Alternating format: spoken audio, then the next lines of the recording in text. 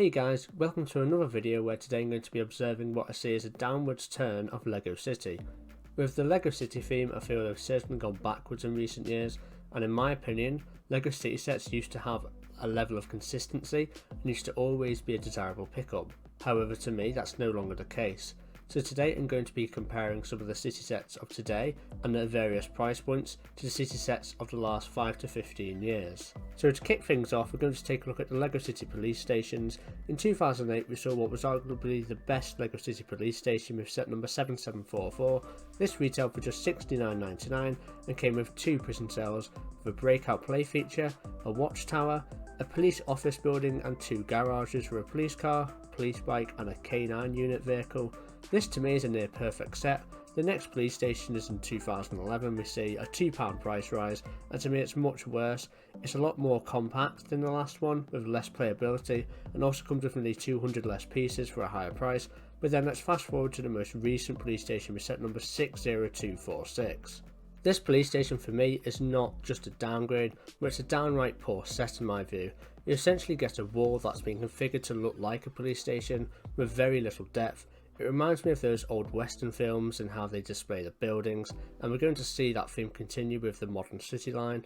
This station grants us just one big oversized police truck with a bandit car, and we get an entrance which goes nowhere. And yeah, the worst thing as well for me is the price. We're looking at 743 pieces with a retail price of $100 or £90 for an unlicensed theme. If this was a Star Wars set, I'd still call out the price. For an unlicensed theme though, however, this should have been $70 or £60, but $100 and £90 for this is just biblical to me. So let's move on to the LEGO City fire stations. In 2013 we got a respectable fire station with set number 60004. It came with a car, a lorry with ladders, 2 large parking bays, a helipad and some offices. They also sold a fire truck in the same wave to buy alongside it, which I personally think is one of the best LEGO City sets. I think it's just a perfect and user friendly fire truck, and I love this set and its figures. 5 years ago we got another fire station, and this one I really like as well. It comes with good figures, a large fire truck with a large extendable ladder, a helipad, a fire car, and the offices this time are bigger, but it's a shame we don't get those trans blue garage doors, which I loved.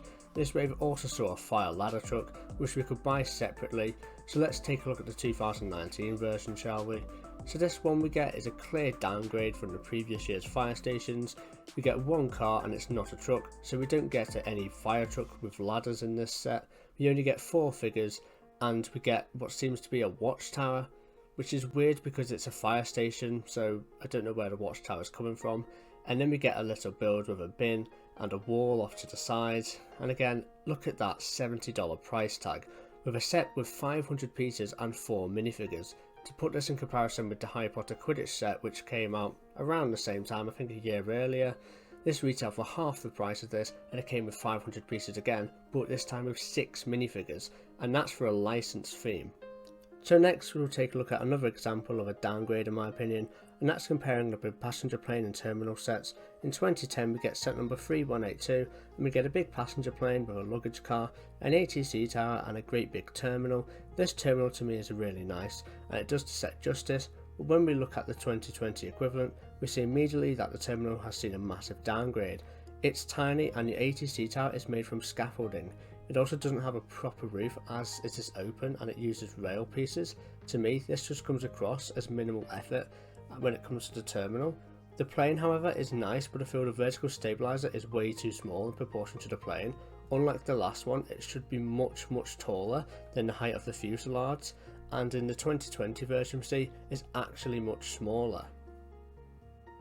My final comparison of the older sets versus the new ones would be the Robbery Sets. In 2011 we saw set number 3661, the bank and money transfer.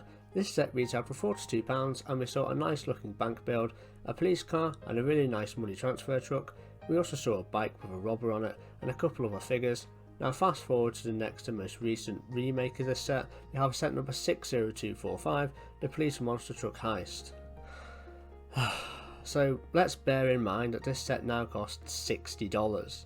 Yes, $60 for 362 pieces on an unlicensed theme, which even Star Wars would see this price lower.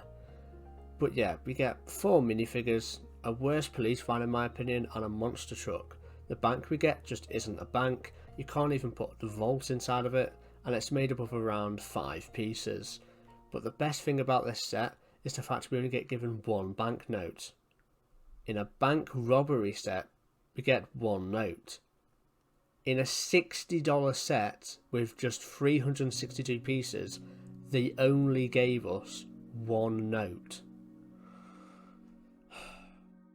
LEGO City used to make some fantastic sets at a reasonable price point to the consumer. For example, these mining sets, I think they're a really good idea and they highlight some of the imagination they had back in the day, which seems to have been lost. For example, look at how cool this mining truck is. 269 pieces, and this set retailed for just $19.99, and it's huge. Like, look how awesome this set is. You get a mining machine car, a mine train, a crane which loads up the conveyor belt and dumps the rocks into the lorry, and it's just a really fun and imaginative set. We also got agricultural sets back in the day.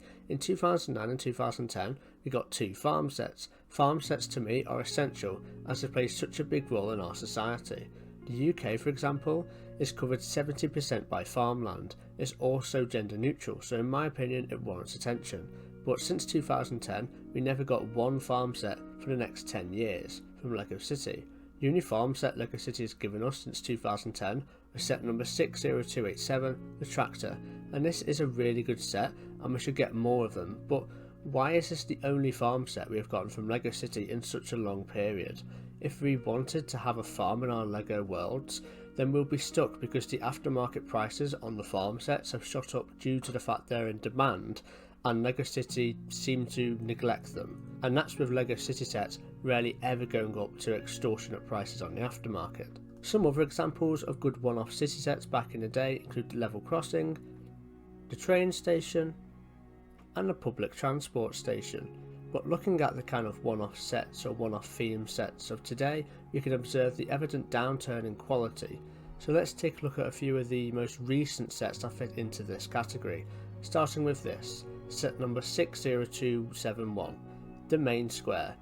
This set has 1,517 pieces and comes with a limo, a music stand, a little ticket station, a limited build helicopter and a buggy car, then a tram, burger stand, and again a building with less depth than a piece of paper. So again, 1,517 pieces.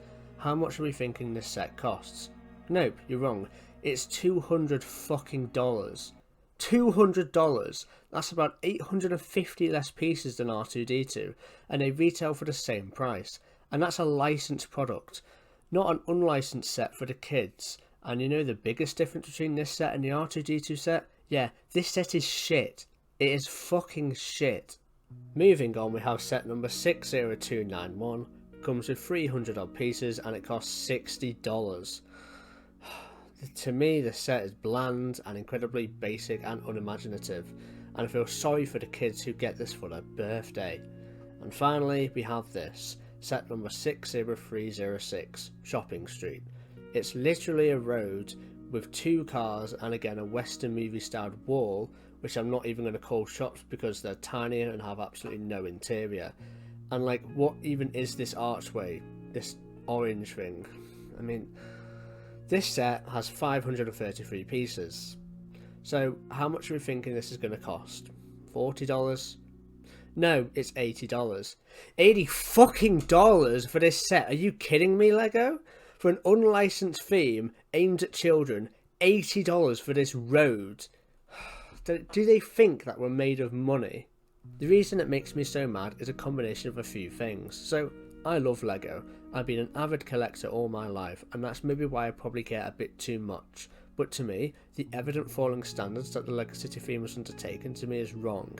I feel with these new LEGO City sets, they're putting in so many of those pieces into the roads that the actual buildings themselves are sacrificed in quality way too much. I also think the price points with these sets, being unlicensed, is horrendous. And it's the fact that it's the children who are going to feel these negatives the most here, because that's primarily who buy these sets. This shouldn't be the case, and to think that LEGO once said, I seek to take the LEGO idea even further, encouraging children to explore, experience, and express their own world, a world without limits. and we are still convinced that only the best is good enough, because children deserve the best.